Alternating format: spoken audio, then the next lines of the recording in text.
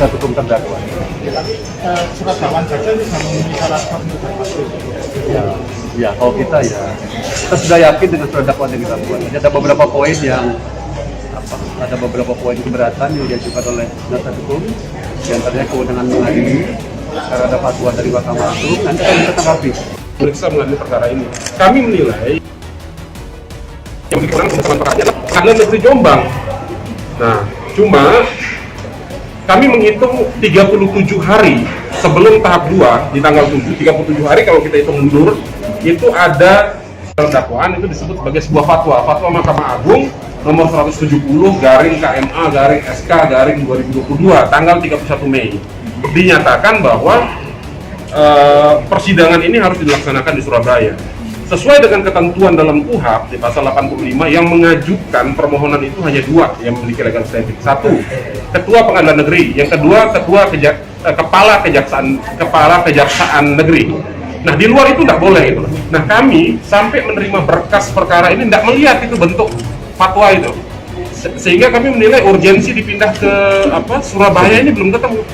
Tapi kalau dilihat dari perkembangan 2 kali sidang, terdakwa masih dihadirkan secara online, itu kan sama aja gitu loh, dipindahkan dari Jombang ke Surabaya online juga gitu. Jadi kami juga ingin menggali ini lebih dalam.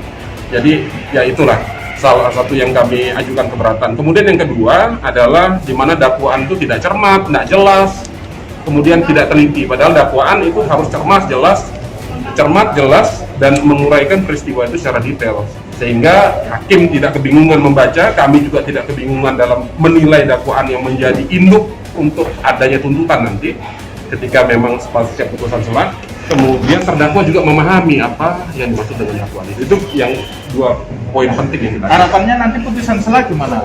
Hakim mengabulkan terus terdakwa bebas atau gimana? Ya kalau harapan ya pasti kita berharap bahwa memang apa yang kita ajukan dalam eksepsi itu dikabulkan. Tapi andai pun tidak dikabulkan, maka ada permohonan tertulis yang kita ajukan pada hari ini yang minggu lalu sudah kita ajukan secara lisan, yaitu persidangannya secara offline. Itu penting. Karena kalau sudah dipindah ke Surabaya ternyata masih online juga, ini kan bagaimana jadinya? Mending di Jombang aja gitu loh. Ya. Kalau misal nanti putusan selah dikabulkan, gimana Pak? Terdakwa bebas hukum atau gimana Pak? Nah, kita belum bisa jawab karena masih kita melihat. Alasan kembali sejauh ini yang konfirmasi karena alasan apa? Kalau dari jaksa umum ngomongin minggu lalu alasannya satu, ada alasan COVID gitu. Karena kalau kita ngelihat dengan alasan karena COVID tadi, coba kita ngelihatnya jangan hanya di Jawa Timur, kita bandingkan dengan daerah lain. Apakah sidang perkara pidana maupun perkara pidana khusus terjadi secara offline? Untuk menggali ini lebih detail harus offline. Apalagi sidangnya tertutup, jadi tidak perlu ada kekhawatiran kalau bus begini datang ke sini ada gonjangannya, tidak perlu. Kalau memang ada kekhawatiran kayak begitu, mending di Jombang dan online dari Jombang, nggak apa-apa. Ini udah sampai Surabaya, masih online juga kan, jadi tanda tanya besar gitu. Dakwaan yang kurang cermat misalnya beberapa poin Ada uraian terkait masalah peristiwa, di mana peristiwanya itu loncat-loncat. Ada peristiwa di tanggal 7 dia jelaskan dalam dakwaan itu jam 10, kemudian dia loncat ke jam 11. Dia cerita dari jam 11 tuh Gus Beki itu memberikan pengarahan selama 4 jam. Tapi uraian peristiwa 4 jam itu hilang gitu.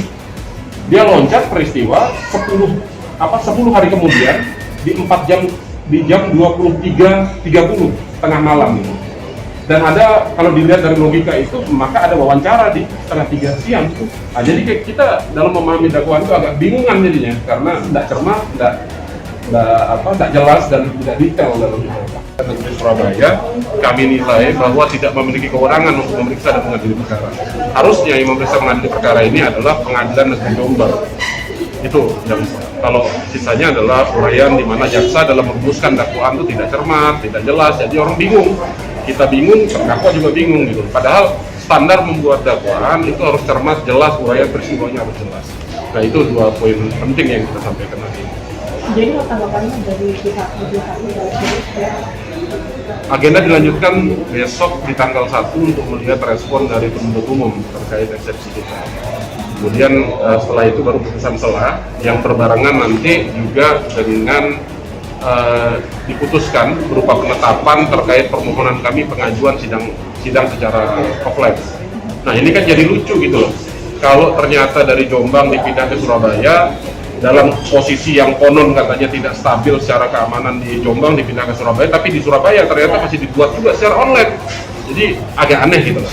Dan mudah-mudahan lah hakim memiliki kejernihan berpikir untuk menilai bahwa perkara ini harus digali secara terang benderang, harus digali secara lebih mendalam.